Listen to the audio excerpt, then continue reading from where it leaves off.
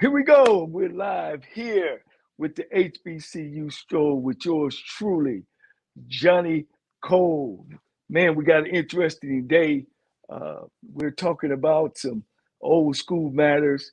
But before we talk, I want to make sure that we understand that this is not about my dear Texas Southern University, because there are always new administrations. And of course, today we have a new administration. We have a new president that's great. We got new board members. We got a great athletic director in Kevin Granger, one of our own. We got a new football coach. We got a whole bunch of new things around Texas Southern. So we want to just talk about some real stuff, some controversial, but about what happened to our 2010 TSU SWAC champions. And this time around, not only do I get to tell my side, I also have an assistant coach. Daryl Williams at the time was the assistant head coach. He's been a head coach himself at Livingstone College. I got Joe Anderson coming on, former NFL player for the Chicago Bears. He was the wide receiver wearing number 1. Also the quarterback, Arvell Nelson, who was an MVP in the Rented Football League. These guys will be on, and just an opportunity just to chop it up and tell some real facts, because there are always two sides to a story, the right and the left, and the truth falls in the middle. So we want to come with the middle and, of course, our side. So with no other further ado, Mr. Daryl Williams, Coach Williams, and he's my man. So, but he's a truthful guy, and he likes to get things done. And again, the only quarterback, well, let me take that back. The second quarterback in the school's history to take Texas Southern University to a SWAC championship. Guys, how you doing? I'm doing well, Coach. I'm doing well. How you doing, Arvell? Good to see you. Good to hear from you. Yeah, man, I'm doing well as well, man. It's good to see you boys, man. Well, hey. It looks like you got some coaching gear on. Are you coaching now? Or yeah. Well, I'm coaching now. I'm playing and also coaching at the same time. So they was able to fly me out. I play on Fridays, come back. We'll play on Saturdays, come back Sunday, and be back coaching Monday. So yeah, I'm coaching at my high school that I graduated from. Well, you know, Arvell, I've won a lot of championships and coached a lot of great quarterbacks, and I can truly say you was the best athletic quarterback that I've ever coached. I've seen you throw 4 interceptions, then run a guy down at the 2-yard line, and then take the game over in the second half against Grambling. Yeah. You know, everybody, you know that last interception you threw where the guy runs to the 2. Yeah. And you walks out the field, and I'm red hot. You're furious. You hot and steaming. and you said, Coach, I got it. And you took over the whole second half. You put the whole team on your back. Of course, we always have played great defense. You put the whole team on your back and that go. Coach Williams, can you speed us up where you are, where you been, real quick? Well, I spent left Texas Southern and spent the last 7-8 years at Livingstone College, and then had a chance to get my own team and put a lot of things together that I learned from LC Cole and yourself from Alabama State, Tennessee State, Lane College, a combination of putting all that stuff together and Texas Southern and get my own team. And it was a great experience. Now I'm just relaxing, doing a little training and teaching high school and enjoying life. Like I said, I had a chance to piggyback off what you said. Arvell's one of the hardest working quarterbacks that I've ever been associated with. Tell a quick story. I think we were playing Jackson State, and Arvell threw an interception, and you're getting ready to pull him out. You kept asking me, what do I think? And the backup quarterback was getting ready to run out there, and Arvell came up to you and says, what he's getting ready to do. And so by the time the play was getting ready to call, Arvell had ran out there. I said, Coach, just let him go back out there. He'll figure it out. But, like I said, we had a great experience. A lot of misunderstood stories that came out at 2010 championship. A lot of guys really don't know what happened. But we had a great bunch of kids, a great bunch of men. Like I said, I couldn't say much didn't give us a whole lot of trouble. They bought into the system, and good things happening. And the majority of them are all successful now. I want to bring in my guy, Joe Anderson. Joe. They talk about transfers, and if you would have came out, you'd have been one of them LI guys. But you came to Texas Southern, man. You bought into the system. We just had to get you straight, personal wise. But man, the rest is history. You went on to chase your dream in the league. Now you own your own business, trucking business. Bring yourself where you are. Oh man, I'm doing well. First and foremost, man, how y'all doing? Bill, I see you all the time. Coach, what's going on, man? Coach Wills, it's been a minute, man. It's good to see you. Good to see you too, Coach. I'm doing well, man. Right now, I own a few companies. Obviously the journey with football has to come to an end, whether you play 30 years or 6 years. You still got to have a plan. So I've kind of always been one of those guys that's always been driven. This is destined for greatness. So I kind of always put the hard work before me and just let everything else take care of itself. So things that I'm doing now only take place because of the hard work that I've done with football and understanding how to deal with people. And I just translated that over into the entrepreneur world. It just creates some things that's gonna last forever for my family. Well, I tell you guys, I'm real excited today, man, because, like Coach Williams saying, just to piggyback, there was a lot of stories about this football team, and people don't understand, about winning. Winning can look like losing if you ain't never won before. And people think when you win, everything's perfect, but it's not.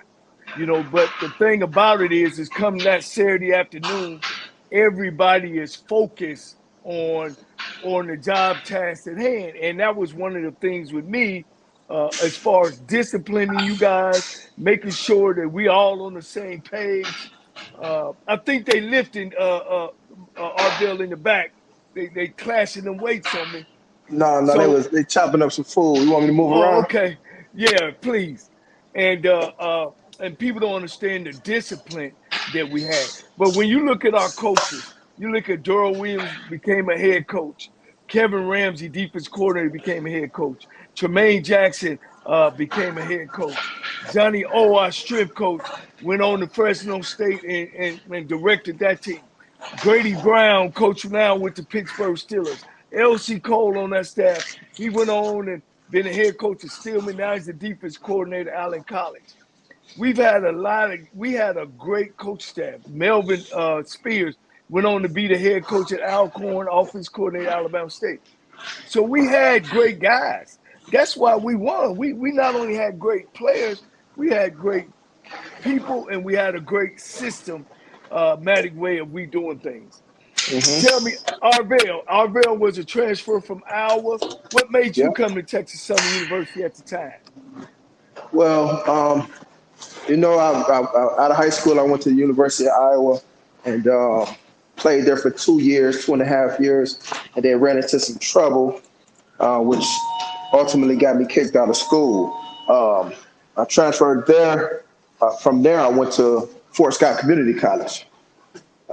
Played some quarterback and some safety. Got re-recruited as a quarterback and then committed to New Mexico State. The week that I was about to go down to school, all the coaches got fired. Somehow, everybody got fired. So somehow, what was our D-line coach name? Oh, Tremaine Jackson. Tremaine. He was the recruiting coordinator in the area. He got a hold of me and flew me down that Friday. And when I got there, man, y'all was playing Grambling, and just the culture, man, just the people, the excitement around the football team. I think y'all probably was 2-8 at the time, but it just felt right. It just felt right. And then got in there and got to talking to you guys, and the rest was history. Yeah. Coach Williams. I mean, we go way back like Cadillac seats. I met Darrell as a young coach, cocky. I love that about him, but he just was a lot cockier than I was. But great leader, quarterback of Tennessee State, hold records there, hold records at the high school in Memphis. You know, guys that I went out to go get. You know, I like cocky guys, you know, because I know when they get in the trenches, they give me the ball, coach, or let me That make the confidence call. take over. So, Coach Williams, man, what made you come to Texas Southern with me? Well, it was the fact that we did it at Alabama State and got to the championship and had a chance to Texas Southern when you got there, and my first thing was, who's all coming with us. And it was a great fit because the system was already established, from, the elder statesman, LC Cole, and you came along and got the same type of system, same type of nurturing and guidance, and it just fell right in place. And that's what a lot of HBCUs don't understand today, or even predominantly PWIs. Well, you got to have a system in place. You can have a bunch of great athletes, but if you don't have a system and administration behind you, it's going to be very difficult to win. And that's what gave us a chance at every institution that we went to, where we always had a system in place, and we had the right people and the right coaches and the right players to buy into the system, and always gave us a chance to win, because every school that we gone to, we played in the championship. So the system works. Yeah. Well, one of the things, Joe, we recruited you hard, and what brought you over to our university? Because right now it's so much of a big thing about transfers. You were one of the top transfers going around, and you came to Texas Southern. Can you hear me, Joe? Oh, our producer. Yeah. Can you hear me? Yeah, go ahead. Yeah, so for me, it was opportunity. And like Arvell, I was at a big D1 college myself. And, when you don't take care of your business accordingly, that opportunity. Yeah. Well, one of the things that when I took over that program, the program was 4-40. They had won 4 games in 4 years. And one of the things that people say with what happened to our championship, and we're gonna get to all that, was, oh, Cole messed up Texas Southern. He left the school in shambles. Well, the school was 4-40 when I took over. That's the truth about it. We hadn't won a championship since 1968, and that was a tri-champ. And before that, we had never won the SWAC championship outright. DeJuan Fulgen, who now is the trainer for his brother, he was the Black College Player of the Year. The last time, I don't even know when the last time Texas Southern had a Player of the Year. And I don't know when the last time Texas Southern was ranked in the top 25 in the FCS. But when we left all that. You know what I mean? So the program was in a much, much, much, much better shape than it was. So I want to kill that myth off the top. Arvell, discipline-wise, where we were as a team discipline-wise when it came to our football program. We was very disciplined, man. You didn't play. You didn't play. I remember. I recall one time, man. We had a team photo. It wasn't even a team photo. It was some of the top guys. And we had a photo, for the magazine coming out for the next year. And one of the things that you had in place was that we shave our beards. You know what I mean? Just so we look clean, we look presentable, and guys didn't do it. You know what I mean? And hey, boy, you tore off in our ass, man. And just from that, the small thing like that, man, you didn't play. You didn't play, bro. So the team itself was very disciplined, man, when it came down to what about you, Joe? Like Joe, what about you? Were we disciplined? I was trying to buck the system as best I could in the most respectful way, man. And it just still wasn't happening, man. I ain't like shaving. I ain't have all my hair, but I had a little mustache and the chin patch. I try to make it real light. To where y'all wouldn't tell. Man, y'all to send me right back. Come on, Joe. Coach Williams. Come on, Joe, man. Work with me. Come on, dog. Already together. Work with me. We got to get that off of there, man. I said, come on, Coach. yeah. But y'all Well, was so cool about it, man. You know, to the people that really didn't buy in, you could tell what their future was gonna be on the cool.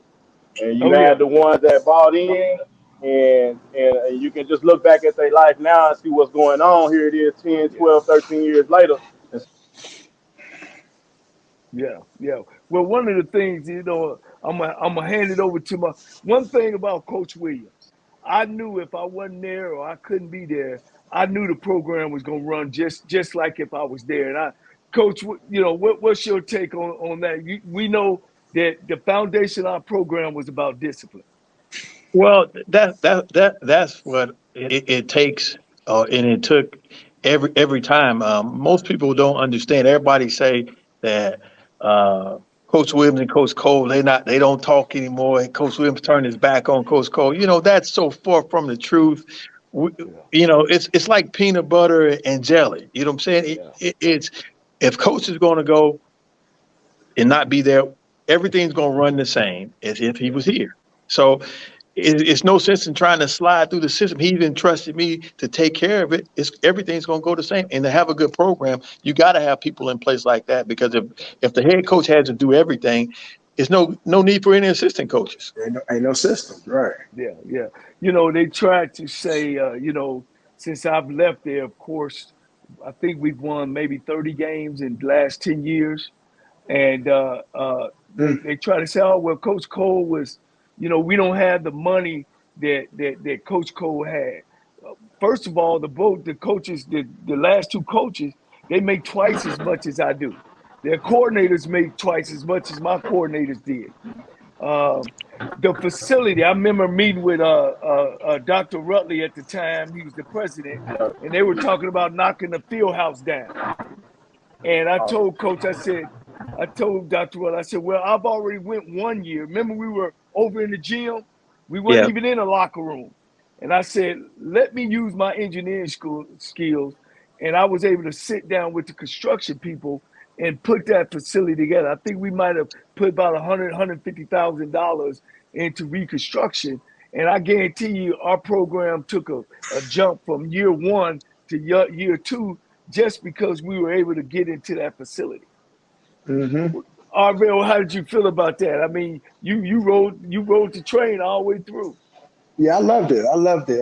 Coming from a big school, all of that stuff is in place, man. And HBCUs get overlooked on that aspect. Nobody pour money into them.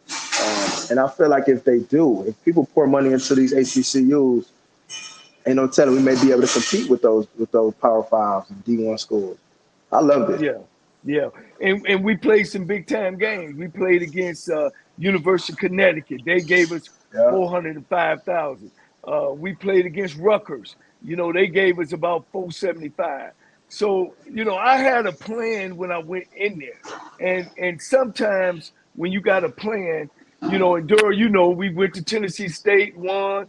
We went to Alabama State and won. You got to have a plan when you take these jobs over, and not just the plan of the X's and O part, but the plans of a financial part, plans of a discipline, what you want your kids to look like, and what you want to feel like. So I want to give my people that's watching and supporting things that I had to go through. I constantly was moving around and making things happen, and with the help of Daryl Williams, running a whole bunch of the financial part of it, he can kind of share that with you. We made deals with Western Hotel. We stayed in the best and we ate the best. Mm-hmm. Go Yeah. ahead, Coach Williams.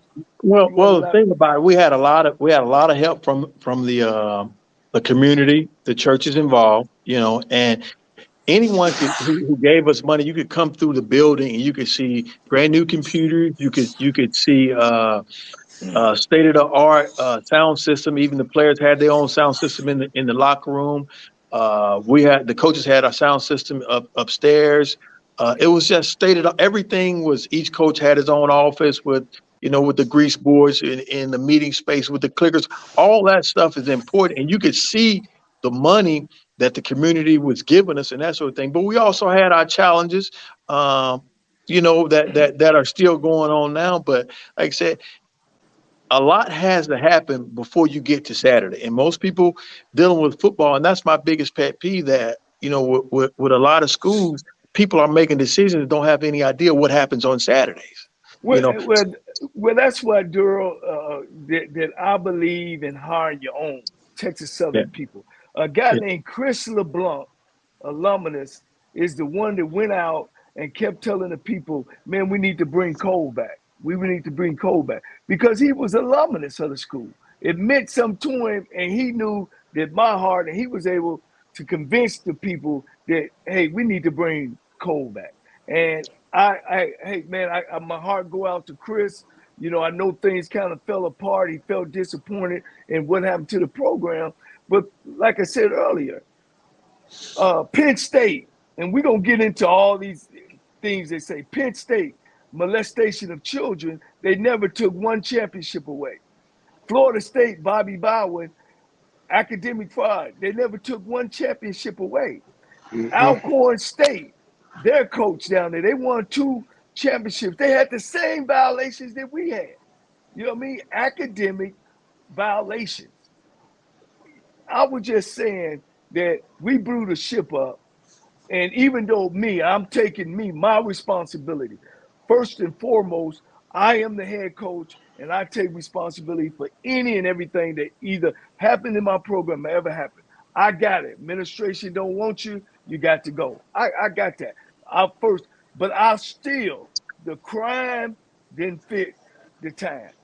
And I would still stand behind that. You know, am I a bitter? No, I've gone past that and moved past that. But here's why I'm talking about it today: because of a Durrell Williams, a young coach, because of a Arvell Nelson, who played his heart. And when we start affecting the kids about decisions that we make, that's when it gets to me. And our championship was not taken away from the NCAA. Let's make sure we make that clear. It was given away from that former administration. I don't know why they see that or why they see it fit to do that, but it wasn't right. Arvell, what's your feeling about that? I agree because there was a lot of work put into that championship. A lot of 5 a.m.s, a lot of go from workout to class, full schedules. People don't know that I took 2 full-term summer school sessions them 2 years I was there. A lot of makeup hours, a lot of restless nights. You feel me? So, I mean, mandatory breakfast too. Mandatory breakfast, but it was like you said, the crime didn't fit the time. At the end of the day, we worked hard for that championship. I'm gonna let Durrell speak, but even when the NCAA came in, they weren't coming in for football. It was for something else that was going on in the program. Then all of a sudden, it rolled over to football. Durrell, what was your take on that? Well, like I said, you didn't have a lot of people that knew the ins and outs. They was looking for a fall guy. That's number one. Number two, when you talk about lack of institutional control, Johnnie Cole's name's not on the mannequin. It's Texas Southern. That's much bigger than him. So people have to understand when you say, okay, let's put all that aside. 90% of the coaches get a second chance. Let's just say that. When is LC Cole and Johnnie Cole going to ever get a second chance? America, we're a forgiving country. You know, people do wrong all the time and get a second. When are they going to get a second chance to somebody take a chance on them? Because you have a whole lot of coaches out there that have done a whole lot more and get second and third and fourth chances. And it's like, it's like nothing. And I said to myself, and I know we don't live in a fair society. I do understand that, but wow. And they say winning is important. Well, how important is it when you keep hiring these same old people? You keep hiring the same old people. And if you do the same old thing, you're going to get the same results. You're going to get the same results. Well, we ain't never lost anywhere. You know, we've always taken bad programs. Like when we went to Tennessee State, they had like 9 losing seasons. Then we go set a history record of being the first black school to ever win a PWI conference. And since then, they ain't won since in 20 years. We go to Alabama State. They had 9 losing seasons, academic problems, everything. We go turn the program around. They had a couple winning seasons, but they had them with our team. right after we were dismissed, and then we go to Lane College as well and do a great job over at Lane, back-to-back winning seasons. Coach Brown is over there now trying to put it together. We have a winning system. And that's why when they start saying at the time, and y'all can remember, oh, we're going to get the death penalty. We're going to get the death penalty. Well, the real violation was that 13 out of 14 sports, student athletes played ineligible out of 13. Not just football.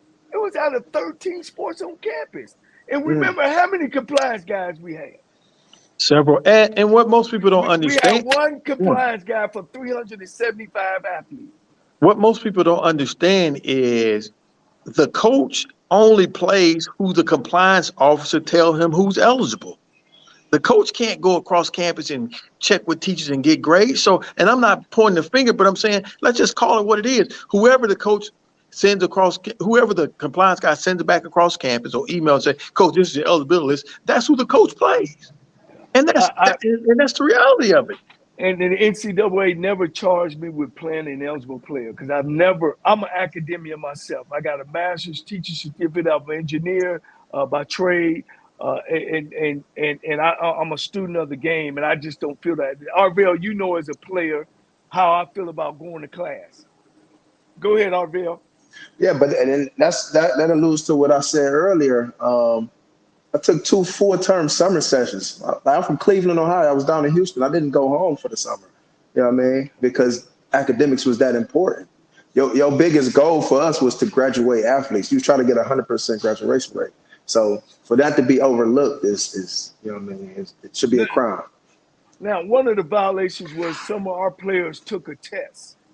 And I knew the test that they took. It was a CLEP test, credit by examination. It's legal in the NCAA book. But what we didn't know, and which I probably should have known, and I was out of town at the time, was that the instructor who did it didn't have the right to do it. But she got okay from the professors because they were gone in the summer. So she was an overzealous professor just trying to help the football program out. And so that test became none and void at the end 2 years later because I don't know. But go ahead, Durrell. It was more than football players who took that test. Yes. Let's get that straight. It was more than football players who and see, everybody want to say it was just a football team. No, it just wasn't a football team now. All we were trying to do is give our kids an advantage. That's all we were trying. We weren't trying to cheat or anything like that. We were trying to play within the rules. Right. Well, we played in the rules, and the test was legal, but how she proctored the test or her not being actually an instructor was not.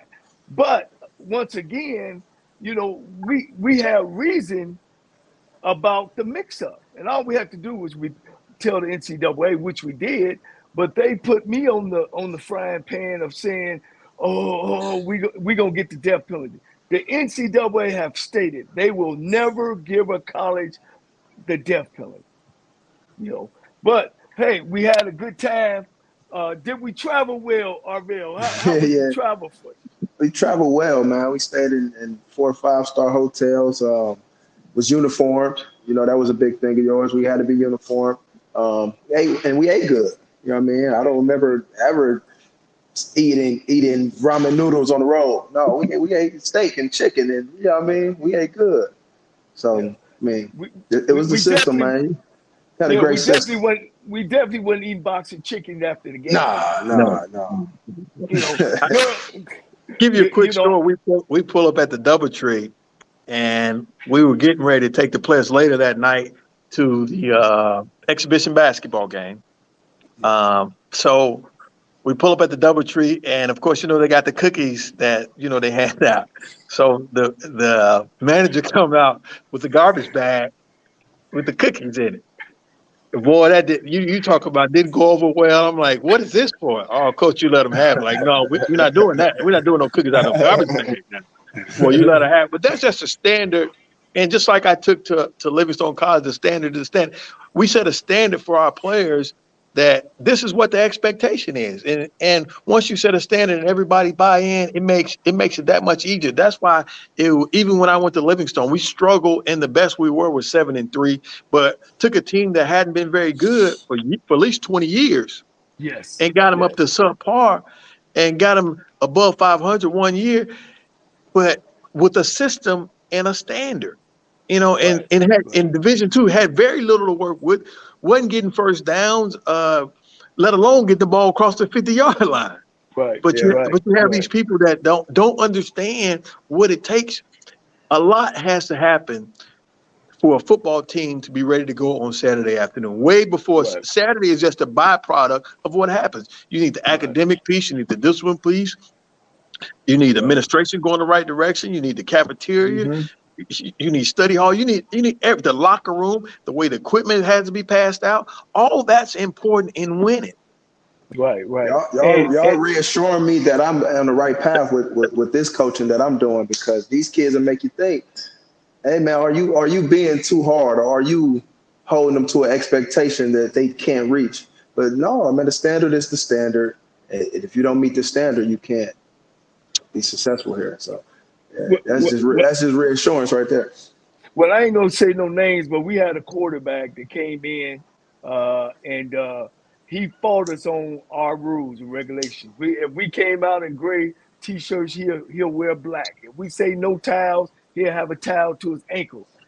And every time he got to that field, he was turned around and went sent back to the locker room, and was suspended several games. Mm. So we as a staff and as a team, because I went off of what you guys said and what players that you guys like as well, and that helped our recruiting out. Yep. Daryl, what's some story that you could tell, another story that you could tell about how we went about our business at Texas Southern University Well, football?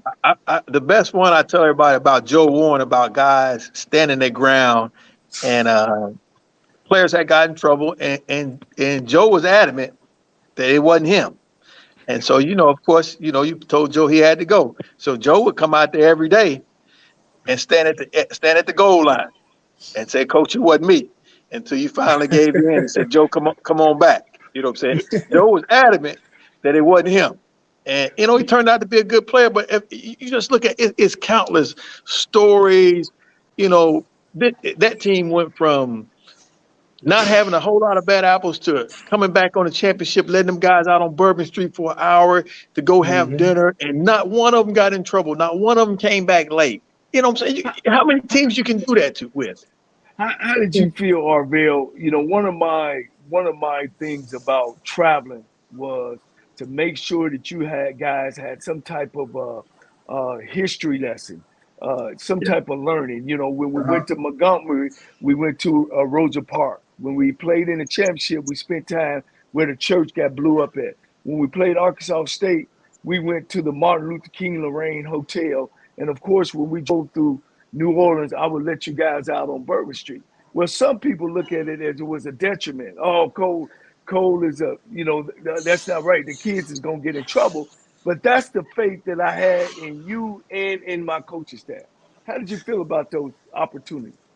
Those are memories that you'll never forget. I was just telling somebody about that the other day, because my guy had his bachelor party in New Orleans, and we went down to New Orleans, and I said, man, I remember being on the road traveling back from a game, and we went on out here and had a good time, man. But yeah, I still remember.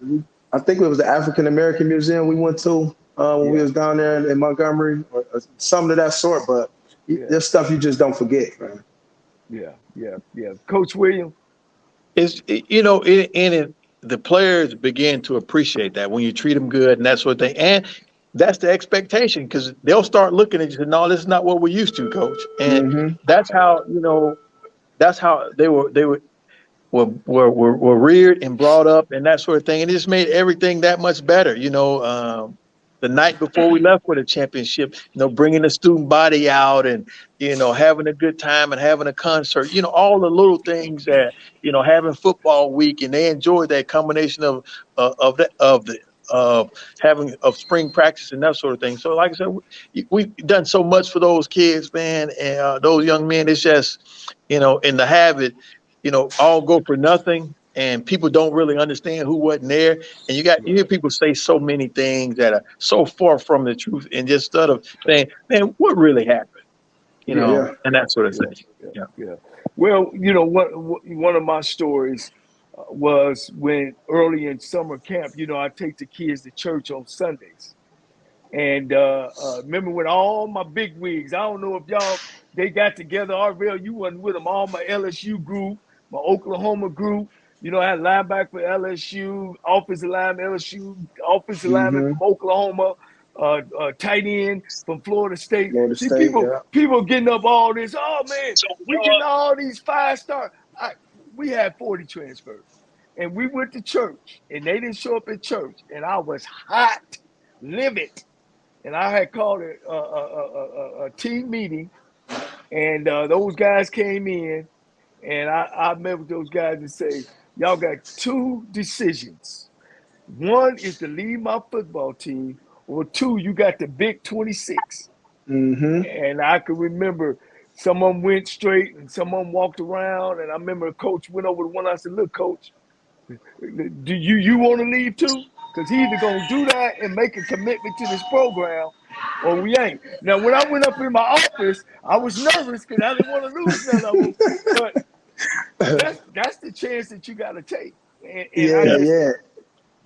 Go ahead. It took me one time to do that big 26 to understand. This ain't where it's at, man. So that was the standard, man. If guys didn't fall in line, man, either you with us or you're not. I remember Coach Williams used to always say, "You the type of guy gonna stick your head off this ship and get the whole ship blown up." But that was that. He said it in a joking manner, and we laughed, but it was dead serious, bro. Like we're not together, everybody on the same page, you're gonna get this whole thing blown up. So I like to commend you, Arvell. I mean, from day one, you took a big bite of the apple, man, and you sold yourself to the program, and you rode us to the championship game, man. And I tell you, man, you had me hot most of the time, but I never lost faith in you. I can remember that Jackson State game. We started off slow, and the crowd was on us, man. It was like an alumni game or so. They was on it. Yeah, they was on both of us. And I'm looking, and they pointing, and both of y'all gonna be out of here. But look, man, we had you beat Jackson State every year you were there, and we never done that before. I mean, you've set so many records as a quarterback at Texas Southern. Maybe the numbers wasn't all there, but all the winning, the championships, the beating Grambling, the beating Southern University, all in the same year, you was that guy. You were that guy. Yeah. Yeah. I mean, it came from y'all leadership, man. Like I said, I came from a Power 5 that I didn't feel like I belonged. I ultimately didn't belong. Went to a junior college, and that struggle to having some strong black leaders that was like, man, anything these guys say, man, I'm gonna run through a wall for them. So that was my mentality. And Coach Will, I want you to share your experience. You was at Tennessee State before we got there. You was quarterback, set some records there, and then you came on our staff for a minute, and then you were able to go get a head job back at your high school. Tell us the difference between from when we was there and then came. You at least got to see how we developed the program. Well, it was like night and day.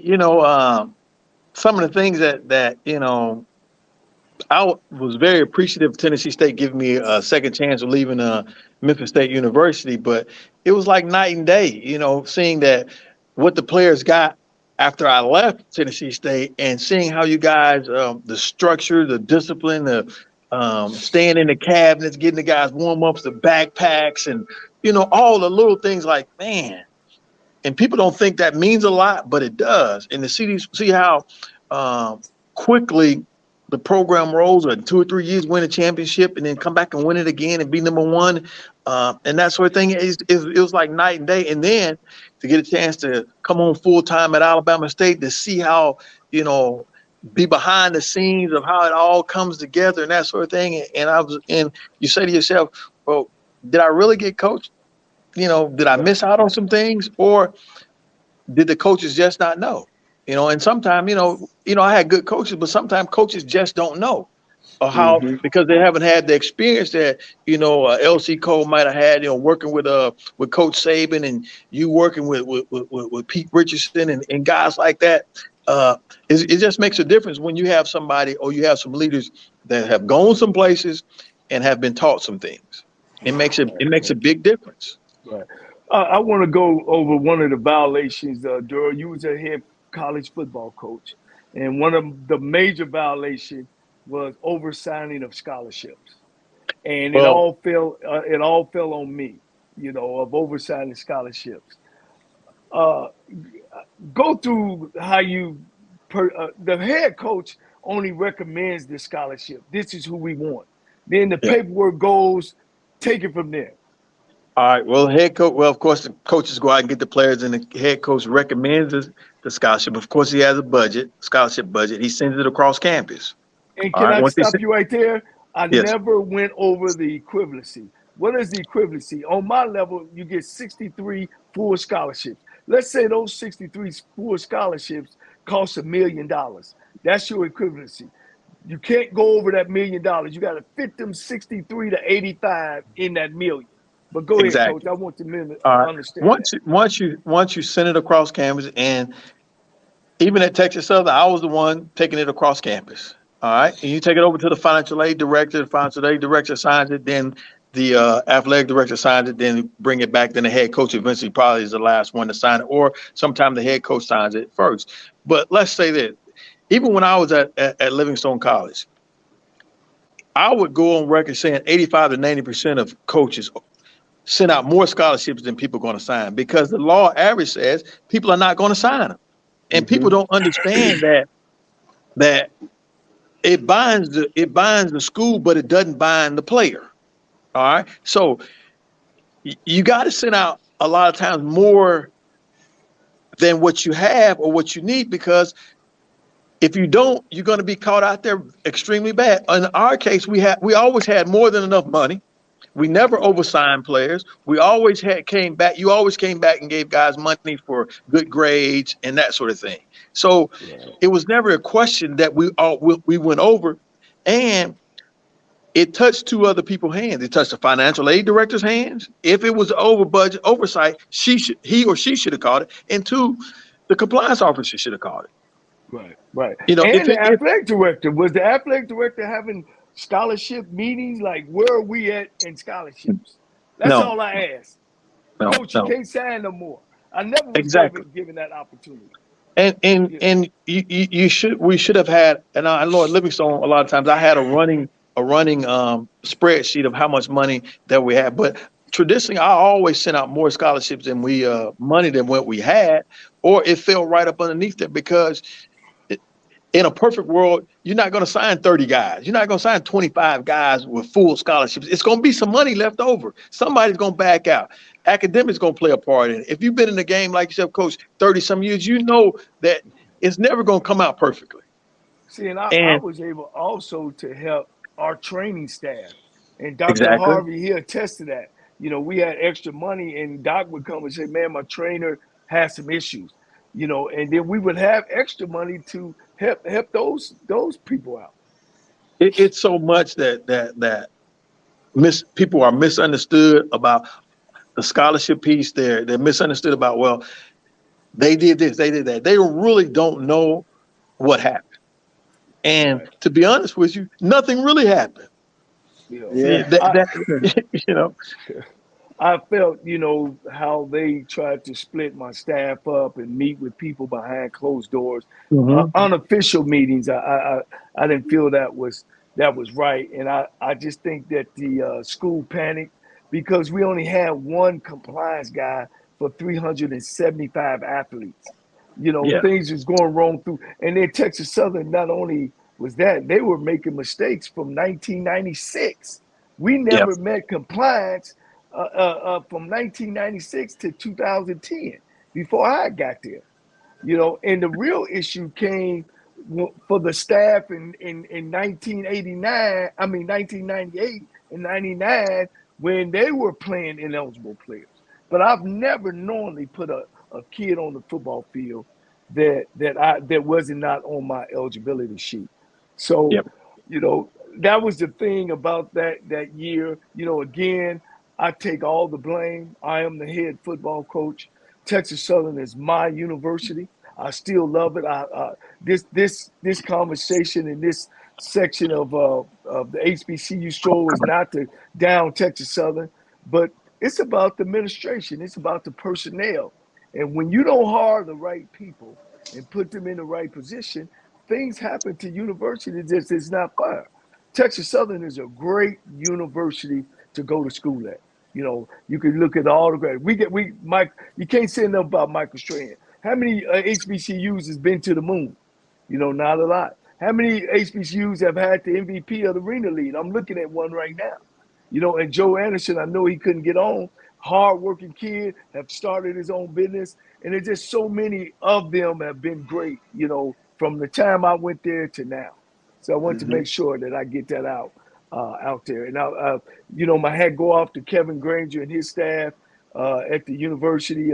And hopefully we can get back on the right track with that football program. I look forward to watching them this year. I wish the head coach, Coach McKenzie, luck this year. Durrell, are you coaching? No, I'm not. I'm not coaching. I'm enjoying some well-needed time off, but with the right offer, we can fly out tonight and get it done. With the right offer. Hey, we just a phone call and a plane ticket away now. We can get them back going now. We can get them back going. Okay, Arvell, it would be remiss. Tell us about your son, man. I've been hearing about him. I've been keeping up with you. With Grady in, you got your minute of fame, baby. Yeah, well, look, he freshman. He going into his freshman year, man. Three sport athlete, quarterback, plays two guard on the basketball court, run track. Wow. About six, pushing 6'3" now at 14. So yeah, I mean, we're excited, man. He's still sprouting. Hopefully, we get 6'6", 6'7". Hey, he write his own ticket, man. So, but yeah, we working hard, man. And then my 10-year-old is down in Texas, and he is, I mean, hey, listen, he different. He's totally different, bro. The swag is crazy. He one of them kids that when you come to the game and you just watch kids mannerisms, he's one of them that oh yeah, he prime time, man. I don't know where he get it from. But he got it. Now your son to live with you, is he going to Cleveland Glenville too? Yeah. He pretty much the reason, I got into coaching. We started the Guinea Elite Youth Program in 2017. He was around like 8 or 9. And I just moved on up with him. Now I'm in the high school room, coaching quarterbacks and offense at my high school. Oh, man, that's great. That's great, Coach. That's great. Man, I tell you, I've been wanting to put this show together, and I still will do another segment because it's just unfair to you guys, man. You guys worked your butt off. Y'all won the championship on the football field. Like I said earlier, there's been programs that have had problems in it, and there's no way, no how, and I'll never accept that they gave our championship away. I'll never accept that. I'll wear my ring just as if we won the championship. One thing for sure, they can't take it away, man. It's here. I wore the ring today for us, man. It's here. They can't take it away. They can take it away on paper, but it's etched in stone, man. The crazy part about it, none of the administrators who's not at Texas Southern no more, they didn't get their ring back either. Yeah, I bet they didn't. Because it's the only football ring in the history of the school. They didn't give rings out in '68. So that's the only ring they have. But, I just it was good to air that out, to give people another way of looking at it, because if it was done the right way, still today when I go back to the yard or I go to a TSU function, if I had $1 for every time somebody said, "We want you back," they done you wrong, coach. It was a great team. Julia Askew and Zeke Franklin, some of the people that's follow that, man, and they still fight for it. but it would have been away. It would have been gone. But today, people still talk about it if it happened yesterday. Mm. Well, Let's we say down to something. our final remarks. Arvell, go ahead. You got your final remarks. Oh man, I just want to say I appreciate y'all guys, man, for instilling greatness in me. Um, I'm forever grateful for that. Uh, they can't take it away. I'm gonna say that for life, man. They can't take it away. We did something special there at Texas Southern. I'm forever grateful for the university, man. I appreciate everything, man. Our journey is our journey, so I don't regret anything. So just to you guys, hats off, man. Love I, y'all I, boys. I need you to come on back for homecoming now. For sure, man. So, We try to set it up for the COVID year, and then COVID hit and everything got out of whack. But and I want to start a group, a 2010 championship group. We do it with the Tennessee State team that we won a championship, and we got a little group deal that we talk every week, keep everybody abreast. Coach Williams, your last remarks? Coach, I can't say enough. Let's kill the myth first that Williams turned his back on Cole. That's far from the truth. And thanks to Big Brother LC and yourself, Coach, and for all the great people at Texas Southern. If you could find in your heart to give us one more shot, I think we'll make you proud if you find in your heart to give us one more chance. That's Wait, about the best I can say. you're looking at the assistant head coach and quarterback coach. Oh man, that'll be good there. I can wear our veil out now. Let's get them going, Coach. One of the great things, man, all of you guys graduated from school, and that was the biggest thing that Yeah, people don't talk about. And you guys was the first football team to meet the standard of the APR. From when they started it in 1983, you guys was the first team to meet the APR in the history of the school, and that's about grades. So hmm not only did we win championships, we graduated. You guys became men. I love that, and I love to see you. We'll chop it up again, maybe on homecoming week. Get the boys again, get back on the show, and tell some stories. We'll go from that. Love Texas appreciate it. Southern University. Love you, Durham Williams. Love you, RVL Mills, Joe Anderson. Thank you very much. Appreciate it, All right, Coach. man. Love you, man. All right. You heard some of the stories about what happened in the 2010 controversial way of things happened. This wasn't a bash on my dear university because my dear university, the walls and the buildings don't say anything. It's about the personnel. And today we got an all new uh, president, uh, president, athletic director, board members there trying to move the university forward. So I don't want to make it look like a bash on Texas Southern. But again, I want to thank those guys for coming on. All the players that I ever coached. One of the greatest rewards of being a football coach is those guys seeing the progress, seeing the success, them going back into their communities and being something. Uh, Coaching is still much in my belly. I still have the fire in my belly, but you must move on. Great leaders find a way to make it happen, and I've always felt that I was a good leader because I was a good follower. Coming behind eight brothers who done things the right way, it always is a hard thing to do because the expectation level. So if you're having a hard time and you feel yourself at the end of the rope, tied knot, and hold on tight because ain't nobody bad like you. See you next Monday with the HBCU Stroll with the coach.